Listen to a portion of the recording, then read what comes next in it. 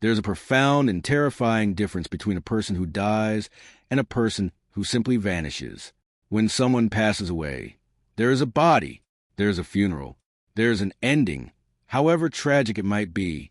But when someone disappears, they leave behind an open wound that never closes. They leave behind a void filled with echoes, half-truths, and the agonizing torture of hope. The human mind is desperate for patterns, for closure. We want to believe that the world makes sense. But the stories we are about to explore defy all logic. They are the darkest puzzles of the human experience. These are cases where final moments were captured on film, where the timelines are known, where the clues are scattered right in front of us, and yet the truth remains entirely swallowed by the shadows. Settle in, turn down the lights. This is a deep descent into the abyss of the unfound, where every detail matters and every shadow hides a secret. Our descent begins in the quiet, unassuming suburbs of Aurora, Illinois. The date is May 11th, 2011. The morning sun was shining, and for 6-year-old Timothy Pitson, it was just another day of kindergarten. But at 8:15 a.m., the routine was shattered. His mother, Amy Fry Pitson, walked into the school's main office. She looked determined, perhaps a little tense, telling the staff there was a family emergency. She needed to take her son. The teachers, catching a strange energy radiating from Amy, hesitated for a fraction of a second, but ultimately, she was his mother. They let him go. When Timothy walked out of those school doors, holding his mother's hand, he had no idea he was stepping off the edge of the world. To Timothy, the next 3 days must have felt like a dream. Amy didn't take him to a hospital or a family gathering. She took him on a spontaneous, joyous holiday. They drove to Brookfield Zoo. They laughed at the exhibits. Later, they drove to the Key Lime Cove Resort in Gurnee, Illinois, spending the night in a massive indoor water park. The next day, they drove further north to the Kalahari Resort in Wisconsin Dells. Video surveillance from these locations shows Timothy looking absolutely thrilled. He is smiling, playing, carrying his little backpack, completely unaware of the dark storm raging inside his mother's mind. But behind the scenes, Amy was systematically burning the bridges of her life. She was ignoring frantic phone calls from her husband, Jim, who had gone to pick Timothy up from school only to find him already gone. When Amy finally did pick up the phone to call her mother-in-law, her voice was a chilling masterpiece of deception. She sounded upbeat, light-hearted. She promised everything was fine, that they were just taking a little break. But when asked to put Timothy on the phone, the cheerful facade hardened into an immovable wall. "He's busy playing," she said. She never let anyone hear his voice. While Timothy slept or watched television in those sterile, fluorescent-lit hotel rooms, Amy was making inexplicable preparations. She visited a hardware store. She didn't buy vacation supplies. She bought a notebook, a pen, and envelopes. She was stalling, driving aimlessly across state lines, moving further and further into the rural, empty stretches of the Midwest. At one point, she checked into a hotel entirely alone. Where was the 6-year-old boy? Who was watching him? The timeline grows incredibly dark on May 14th. By now, the mother and son had been on the road for 3 days. That evening, Amy pulled her SUV into the parking lot of a cheap motel in Rockford, Illinois. The security cameras captured her walking into the lobby. Her shoulders were heavy. Her face was blank. And she was completely alone. The next morning, motel cleaning staff knocked on the door of her room. There was no answer. When they finally gained entry, they were met with a horrific scene. Amy had ended her own life. The room was silent. Timothy was gone. But Amy had not left the world without leaving a message. Beside her lay the notebook she had purchased days earlier. Inside, she had written a letter that would haunt investigators and Timothy's family for decades.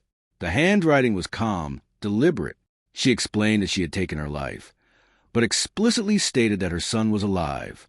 Timothy is safe with people who will care for him. You will never find him. The words are paralyzing. Who were these people? An underground network? A cult? Strangers she met on the road? When police impounded her SUV, the mystery deepened into pure horror.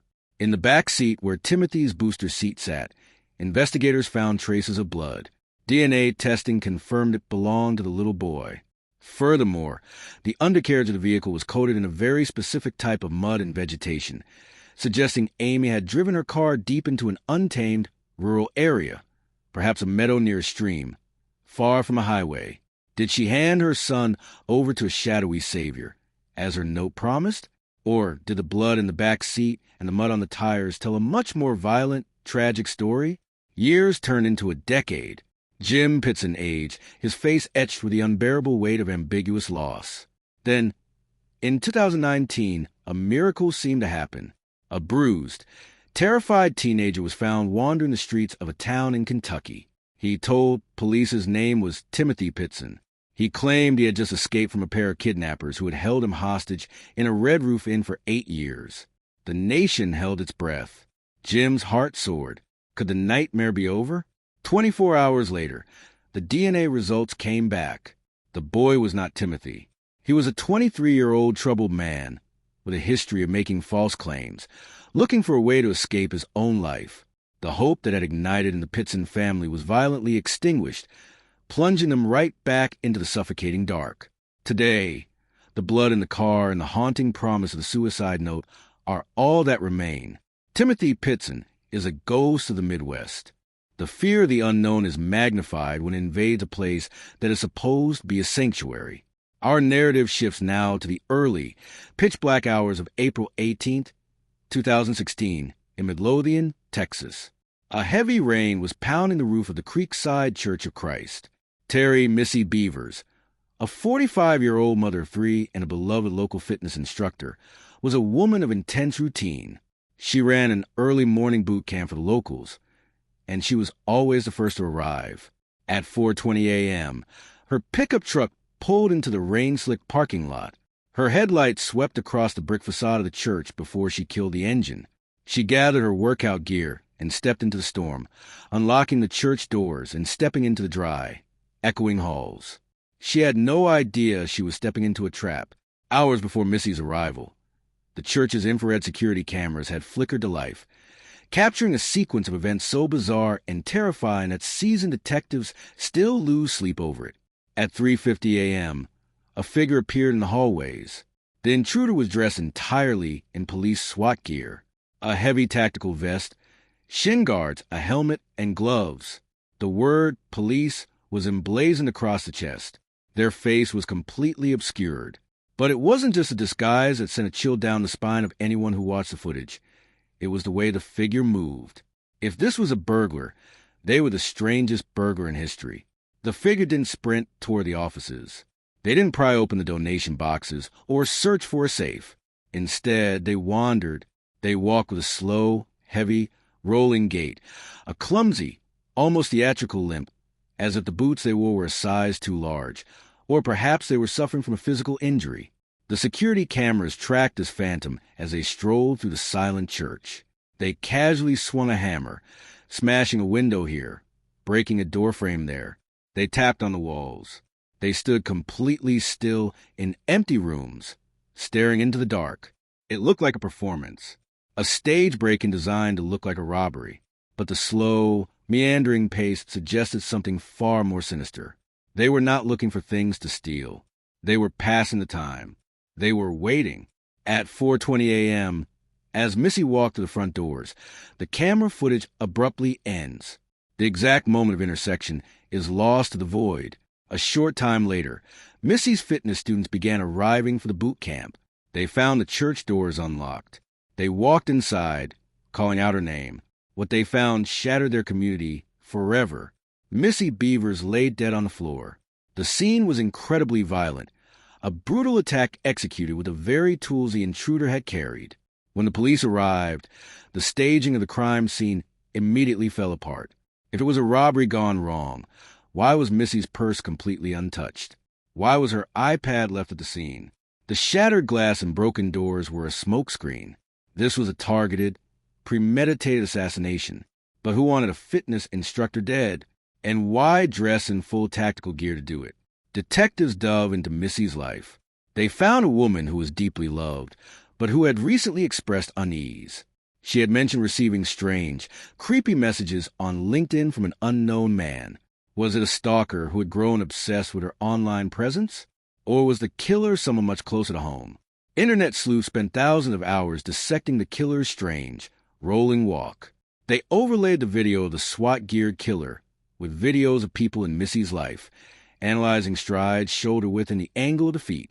Some noted that the heavy, awkward movements looked almost feminine, leading to theories that a jealous woman was hiding beneath the heavy tactical armor. Others pointed the finger at family members. Yet, despite the high-definition footage of the killer wandering the halls for nearly 30 minutes, no identifiable features could be extracted. The armor was perfect. The killer walked into the rain and evaporated. To this day, the Midlothian Police Department keeps the file open, waiting for someone to recognize that slow, haunting limp. There is a specific kind of horror in being trapped not in a dark alley, but inside your own home.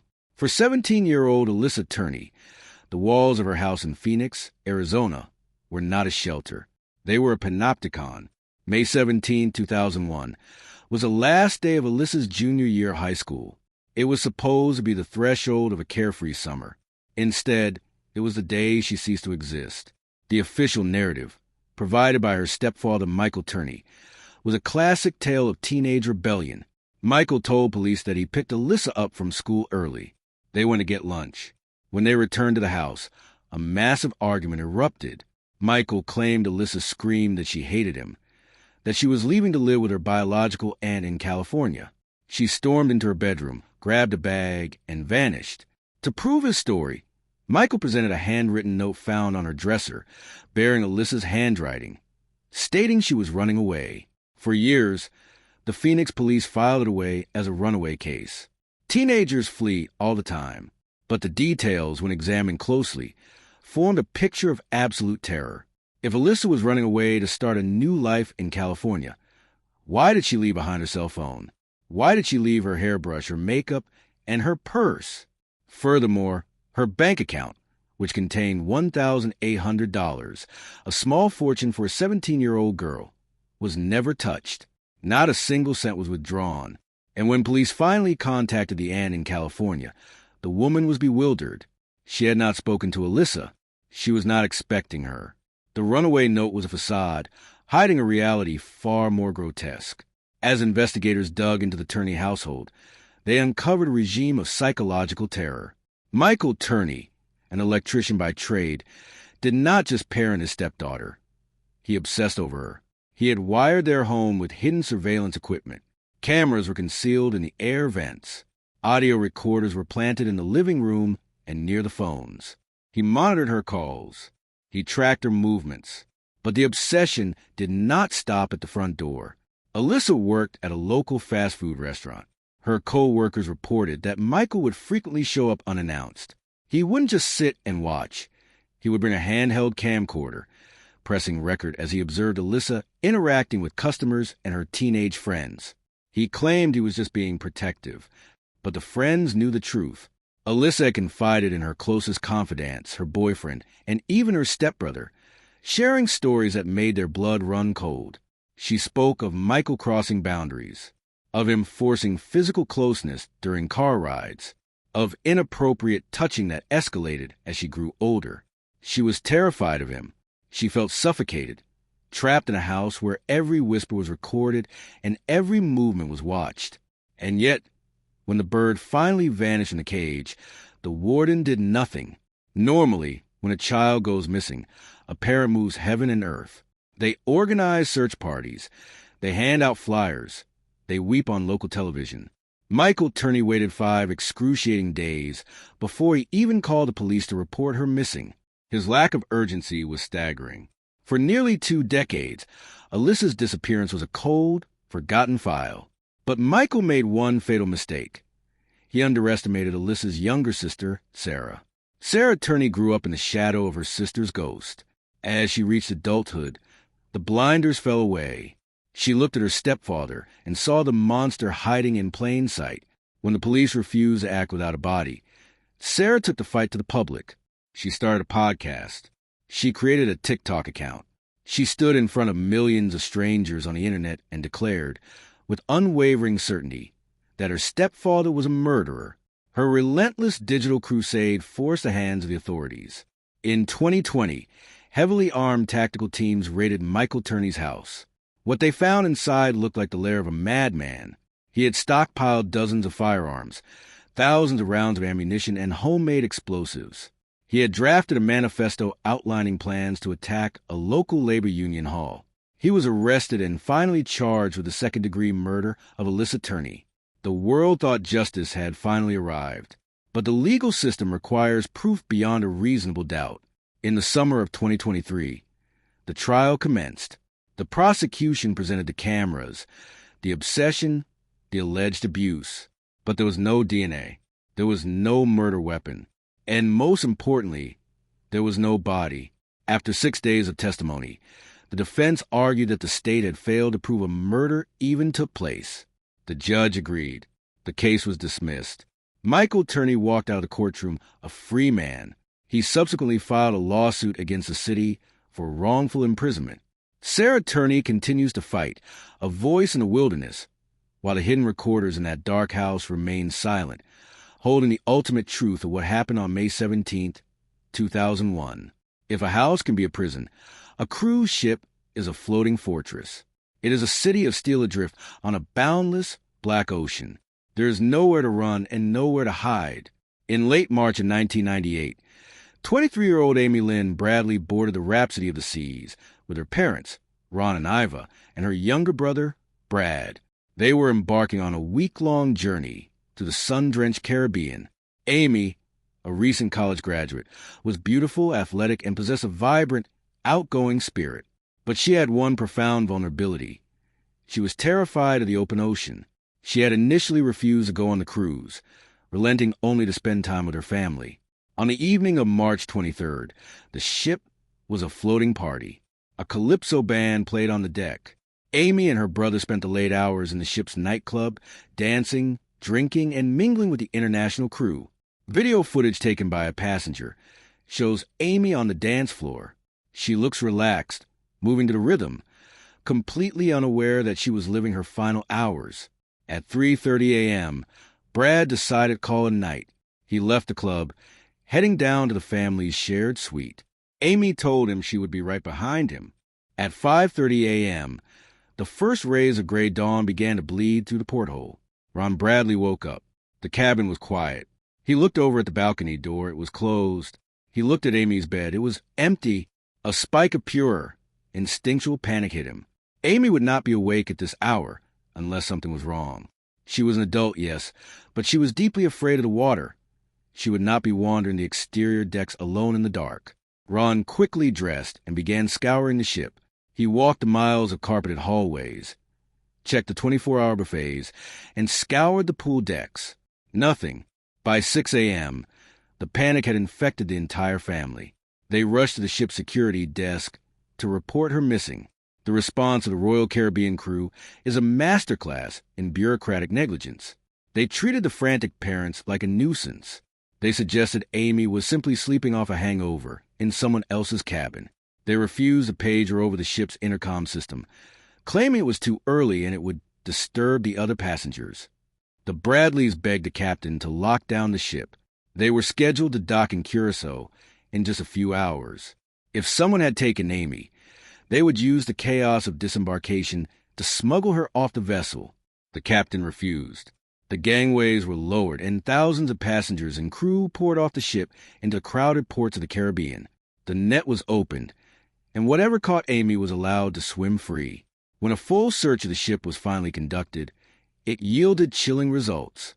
Amy's shoes, her identification, and all her money were left in her cabin.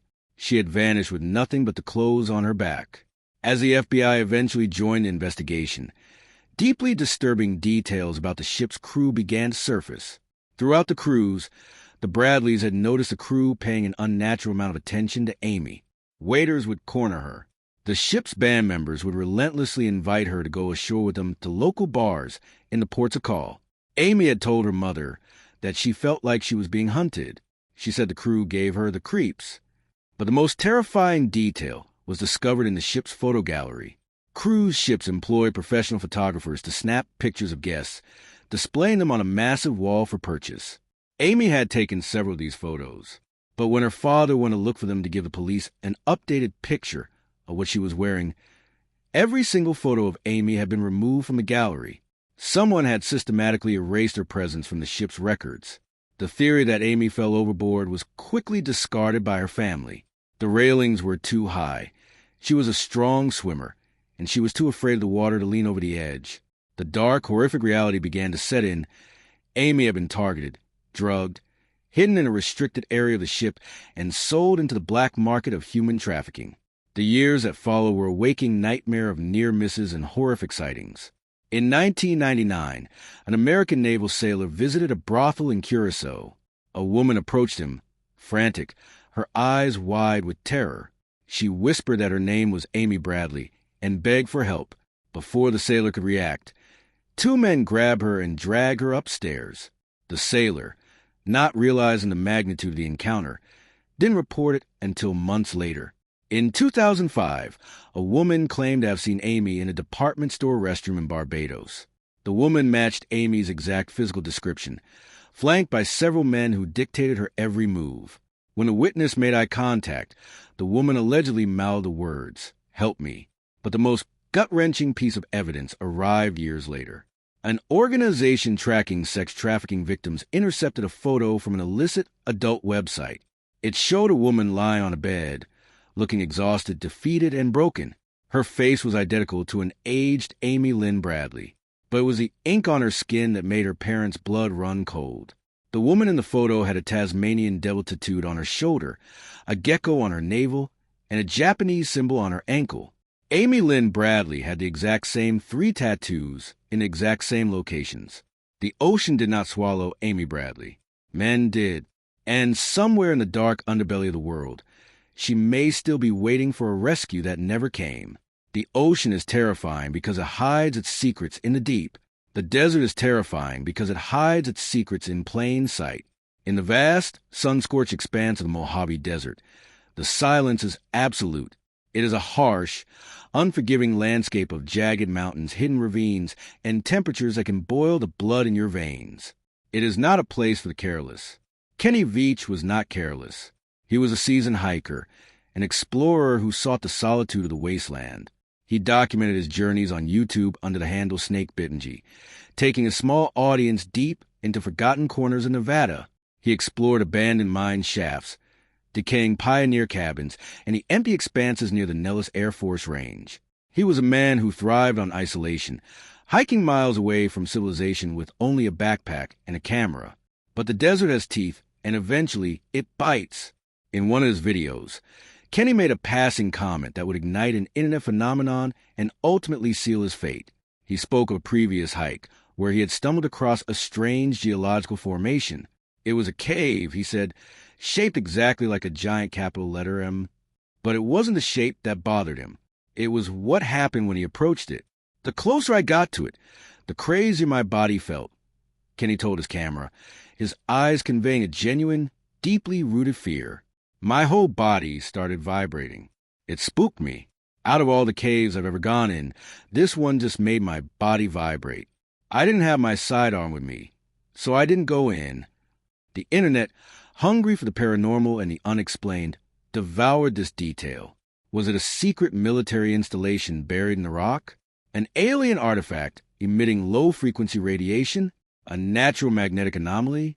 The comment section of his video exploded. Thousands of voices from the safety of their bedrooms demanded that Kenny go back. They challenged his bravery. They begged for footage of the inside of the M cave. The pressure mounted. Kenny, a man driven by curiosity and pride, decided to give the people what they wanted. He uploaded a video announcing his return to the area.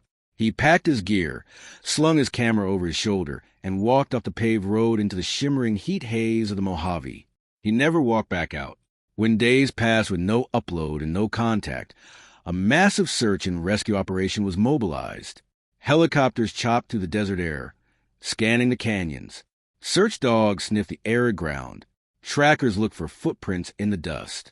Deep in the wilderness, miles from any marked trail, they found a single clue. Lying in the dirt near the entrance of an old vertical mine shaft was Kenny's cell phone. It was placed carefully. It hadn't been dropped in a panic. It looked as though it had been set down deliberately. But why? If he was lost and climbing down into a mine to seek shelter from the sun, why leave his only lifeline on the surface? Or did something chase him into the darkness, forcing him to drop his gear? Search teams rigged ropes and rappelled down into the suffocating blackness of the mine. They searched the tunnels. They found nothing. No body. No camera. No Kenny. The M Cave itself has never been definitively found by any other hiker.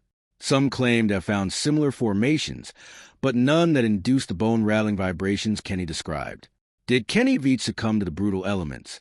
His body hidden in a ravine where the buzzards couldn't find him? Did he fall into an uncharted cavern? Or did he step into a place that was vibrating at a frequency not meant for human biology, a place guarded by the desert itself? His camera, holding the final, terrifying moment of his journey, remains lost in the sand. We leave the vastness of the wilderness and enter the most terrifying labyrinth of all, the absolute failure of human society. In Washington, D.C., just miles from the monuments of power and justice, stood the D.C. General Family Shelter. It was a massive, decaying facility, a former hospital converted into emergency housing for hundreds of the city's most vulnerable homeless families. It was crowded. It was chaotic. It was a place where desperate people slipped through the cracks every single day. In 2014, 8-year-old Relisha Rudd lived in this shelter with her mother, Shamika Young, and her siblings. Relisha was a bright, smiling child with a love for cheerleading. But her life was a tragedy of instability. She navigated a world of poverty, transience, and profound neglect. In late February, Relisha's elementary school teachers noticed she had been absent for several consecutive days. When they finally managed to reach her mother, Shamika offered a plausible, if somewhat strange, excuse. She claimed Relisha was suffering from a neurological condition and was under the care of a physician named Dr. Tatum. She even provided notes, supposedly written by this doctor, excusing the absences. The school, overwhelmed and under-resourced, accepted the explanation. But weeks passed. Relisha did not return. The school's social workers pushed harder, demanding to speak to this doctor, demanding an address. When the truth finally unraveled, the horror was absolute. There was no neurological condition. There was no medical clinic. And there was no Dr. Tatum. The man holding Relisha was Khalil Tatum. He was not a doctor. He was a 51-year-old janitor who worked at the D.C. General Shelter, and he had a violent criminal record spanning decades. How does a convicted felon working as a janitor walk away with an 8-year-old girl? Through a slow, insidious process of grooming. Tatum had preyed upon the extreme poverty of Relisha's family. He bought the little girl a tablet. He bought her new shoes. He gave her mother cash. He integrated himself into their desperate lives until he became indispensable. Shamika Young, whether blinded by the financial help, tragically naive, or criminally complicit, allowed her daughter to leave the shelter with this man, completely unsupervised, for weeks at a time. When the police finally realized the gravity of the situation on March 19th, it was already too late. They pulled the security footage from a Holiday Inn Express in the northeast sector of the city. The grainy video from March 1st showed Khalil Tatum walking down the hallway. Beside him, wearing a pink jacket and dark boots, was Relisha. She didn't look panicked. She was simply walking alongside the monster she had been taught to trust.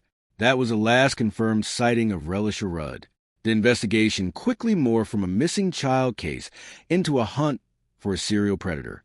The day after the hotel footage was captured, surveillance cameras at a local Home Depot caught Tatum buying a terrifying inventory of supplies: a shovel, heavy-duty contractor trash bags, and large quantities of lime, a caustic chemical often used to speed up decomposition and mask the scent of a rotting corpse.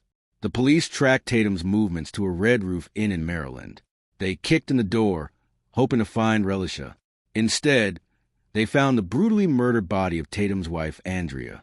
She had been shot in the head. Was she killed because she discovered what her husband had done to the little girl? The manhunt for Khalil Tatum intensified, gripping the entire capital region. Search teams scoured the massive, heavily wooded Kenilworth Park and Aquatic Gardens, a massive 700-acre wilderness within the city limits where Tatum was known to spend time. On April 1st, police found him. Khalil Tatum was dead. He had shot himself in a wooden shed deep in the park. The monster was dead, but he had taken his secrets to the grave. The massive, agonizing search of Kenilworth Park continued for weeks. Divers scoured the muddy ponds. Dogs sniffed the marshland. But Relish's body was never found. Shamika Young, the mother who handed her child to a predator, faced the fury of the public, but was never legally charged in relation to the disappearance. The D.C. General Shelter was eventually shut down, a monument to systemic failure. And Relisha? Her smiling face remains frozen on missing posters, a devastating reminder of a child failed by her family, failed by the system, and devoured by the dark. We seek answers to make the dark less frightening. But in these cases, the evidence, the hotel videos, the tactical gear, the surveillance tapes, the missing photographs, only serves to illuminate the horror of the unknown. They are the shadows burned into the wall after the flash of the explosion. The people are gone, but the echo of their disappearance rings on, a terrifying reminder that some mysteries are never meant to be solved.